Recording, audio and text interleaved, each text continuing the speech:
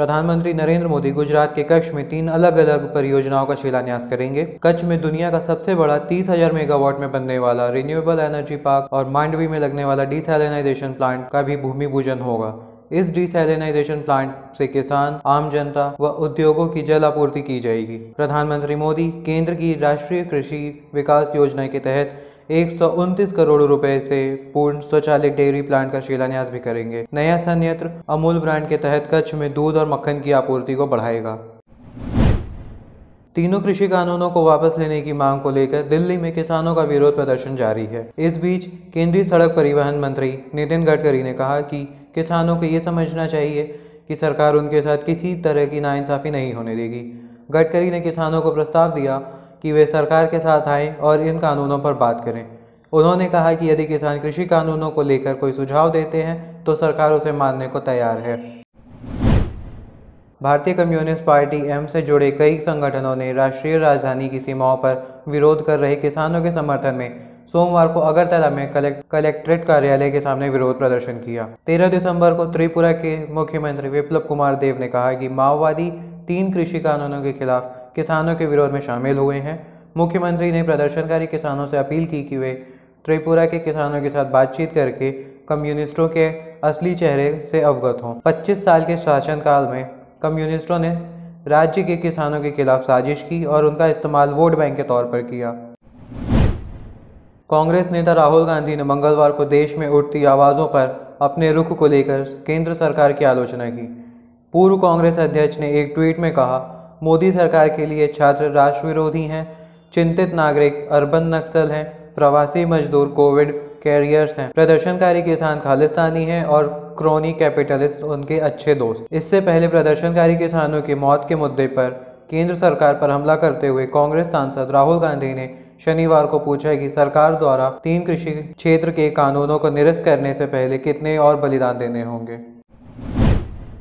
Samajwadi party के प्रमुख अखिलेश यादव ने कहा कि उनकी पार्टी आगामी विधानसभा चुनावों में छोटे दलों के साथ गठबंधन करेगी। मीडिया से बात करते हुए अखिलेश यादव ने कहा, समाजवादी पार्टी छोटे दलों के साथ गठबंधन करेगी।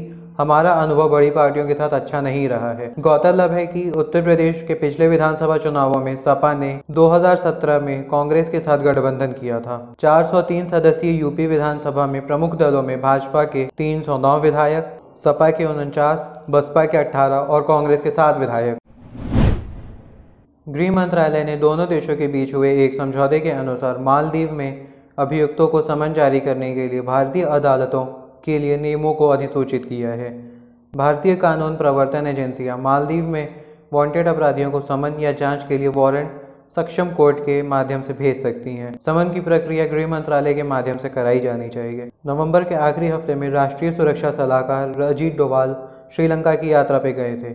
वहां भारत, मालदीव और श्रीलंका के बीच सुरक्षा से जुड़े मुद्दों पर बात हुई थी। भारतीय रेलवे अपने 21 रेलवे रिक्रूटमेंट बोर्ड के माध्यम से लगभग 1.4 लाख रिक्त पदों को भरने के लिए मंगलवार से शुरू होने वाले 3 चरणों में एक मेगा भर्ती अभियान का आयोजन कर रही है। 11 दिसंबर 2020 को जारी एक विज्ञप्ति में रेल मंत्रालय ने कहा कि भर्ती अभियान में भाग लेने के लिए देश भर के विभिन्न शहरों में 2.44 करोड़ से अधिक उम्मीदवार उपस्थित होंगे। आधिकारिक विज्ञप्ति के अनुसार रेलवे परीक्षा का पहला चरण 15 दिसंबर से शुरू होकर 18 दिसंबर 2020 तक आइसोलेटेड और मंत्री स्तरीय श्रेणियों के लिए शुरू होगा।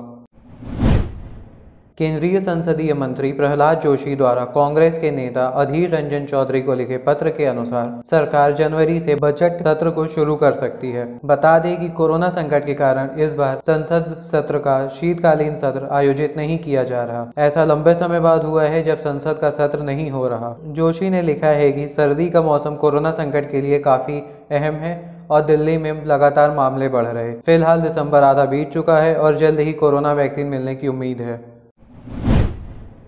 पश्चिम बंगाल में विधानसभा चुनाव होने से पहले राज्य में सियासी सरगर्मी तेज हो चुकी है। हाल ही में भाजपा पार्टी महासचिव कैलाश विजयवर्गीय के पथराव में घायल होने के बाद उन्हें जेड प्लस सुरक्षा प्रदान की गई। उनके बाद अब बंगाल में सत्तारूढ़ टीएमसी के बागी विधायक शुभेंदु अधिकारी की सुरक्षा को बढ़ाकर जेड प्लस कर दिया गया है। एक रिपोर्ट के अनुसार उनके खतरे को देखते हुए केंद्र सरकार ने यह कदम उठाया। शुभेंदु अधिकारी ने पिछले महीने 27 नवंबर को परिवहन मंत्री के पद से इस्तीफा दिया था। इस्तीफा देते हुए उन्होंने कहा था कि मेरी पहचान ये है कि मैं पश्चिम बंगाल और भारत का बेटा हूँ। मैं हमेशा बंगाल के लोगों के लिए लड़ूंगा। रूस में रिटायरमेंट होम में आग लगने के चलते 11 बुजुर्गों की मौत हो गई।